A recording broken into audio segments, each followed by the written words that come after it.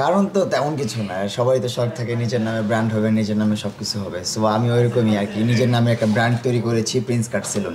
ইনশাল্লাহ বাংলাদেশে একটা অন্যরকম আলোড়ন সৃষ্টি করবে আমার এই প্রিন্স কাট সেলুন। পরামর্শ কিছু না, আমার বললাম না সবারই ইচ্ছা থাকে নিজের নামে সব কিছু হোক, নিজের নামে এটা হোক সেটা হোক, নিজের নামে একটা ব্র্যান্ড হোক, নিজের নামটা বড় হোক। তো আমার নামের সাথে আমি অ্যাড করে দিচ্ছি আমার ব্যবসা প্রতিষ্ঠানটা। আর সবাই যেহেতু প্রিন্স মামুনকে চিনে বাংলাদেশে, সংক্ষেপে চিনে নেবে প্রিন্স কাট সেলুন মানে প্রিন্স মামুনের সেলুন, পরিচিতির জন্য এই নামটা দেওয়া আছে। এখন ফ্যাক্ট হচ্ছে এত পরিমাণ মানুষ রাস্তায় চলে আসছে, এত পরিমাণ ভালোবাসার মানুষ বলবো, যারা আমাকে দেখতে চলে আসছে, আমার গ্র্যান্ড ওপেনিং দেখতে চলে আসছে। তো ওই টাইমটাতে যদি আমি আসতাম তাহলে আরও বেশি গ্যাদারিং হতো, রাস্তাঘাট বন্ধ থাকতো, আর আমজনতার অনেক বেশি ক্ষতি হয়ে যেত। এই জন্য আমি চিন্তা ভাবনা করলাম একটু লেট করে যাই, সন্ধ্যার একটু একটু আগে যাই, তাহলে চাইমও দেখতে পারবো, ওরাও দেখতে পারবে, মানুষ কমে যাবে, অনেকে হচ্ছে যে একটু রিল্যাক্স হবে। কারণ আমি তো ওপেনিংয়ের টানা 7 দিন থাকবো, অ্যানাউন্সমেন্ট দিয়ে দিয়েছি। সো যারা দেখতে না পারবে ওপেনিংয়ে তারা কিছুদিন পরে এসে দেখবে, যেমন আজকে সারাদিন সব মানুষ আসতেছে, দেখতেছে, যাচ্ছে, ছবি তুলতেছে।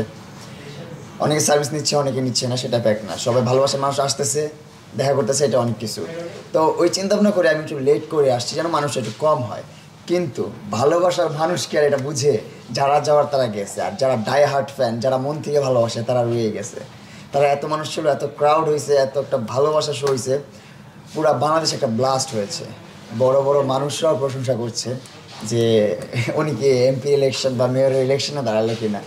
আসলে ওরকম ইলেকশন কিছু না, এটা আমার ভালোবাসার কিছু মানুষ আসছিল, আমি ডেকেছিলাম। ওগুলো তোমরা বক্ত হইতে পারো, আমি বক্ত বলতে পারবো না। ওগুলো সবগুলো আমার ছেলেরা, ছেলেরা আমার ছেলেরও দেখতে আসছে, আমারও দেখতে আসছে। কেননা মা আসছে যে জায়গায়, মারও দেখবো, ছেলেরও দেখবো। ওগুলা তোমরা তোমরা সবাই বক্তব্য করতে পারো, আমি বক্তব্য বলতে পারবো না। ওগুলো আমার ছেলে। আর ওগুলা দেখে আমার মনে করি ছেলেরা দূর দূরান্ত যে আসছে দেখে আমার খুবই ভালো লাগছে, অনেক ভালো লাগছে। এখনও তো আমি এই যে দোকানে আমি আসি, আমার বাসা থেকে আইসা পড়ি, কালকেও আসছি, আইসা সবার সাথে দেখা করছি, আবার আজকেও আইসা পড়ছি, আইসা সবার সাথে দেখা করছি, খুব ভালো লাগতেছে। অন্য মানুষের তো পৃথিবী দেওয়া, মানে সবারই আরও অনেক ভালোবাসা মানুষ থাকে, কিন্তু মার যে স্থানটা সেই স্থানটা তো কেউ নিতে পারবে না। মা সবার প্রথম, মার পরে আরেকজন, মার আগে কেউ নাই। সো আম্মু আমার, আপনারা সবাই জানেন যে আমি গ্রামে শিফট হয়ে গেছি, আমার ফ্যামিলি নিয়ে, ফুল ফ্যামিলি গ্রামে থাকে। সো এখন আমি নতুন করে বাসা নিয়েছি ঢাকাতে।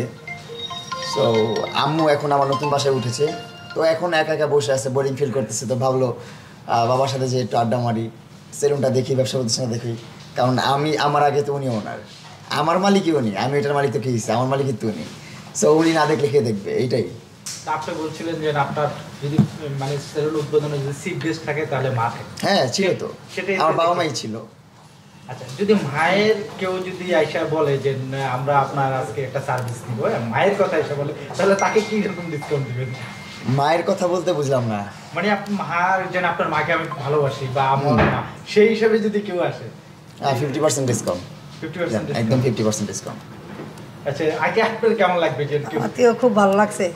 ও যখন আমার এই ছেলে যখন, ছোটো ছেলে যখন এই দিছে, সেলুন দিছে, আর ছেলে যখন আবার আমার বড় বড় ছেলে গো, আমার ছোটো ছোটো ছেলে গো ডিসকাউন্ট দিতেছে, এটা শুনে আমার থেকে অনেক ভালো লাগছে।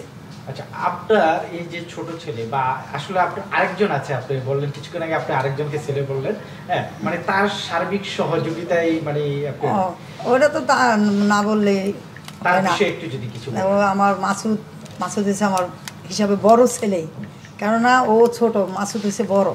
আজকে মাসুদের কারণে ওর এই ব্যবসায় ধরাইছে, আর মাসুদে দুই ভাই মিল্লা ব্যবসাগুলা সব কিছু করতেছে। তারপরও কিন্তু মাসুদ যাই কিছু করতেছে, মাসুদ ওর পিছন দিকে ওরই সব কিছু দেওয়া সাহায্য, সব কিছু করতেছে।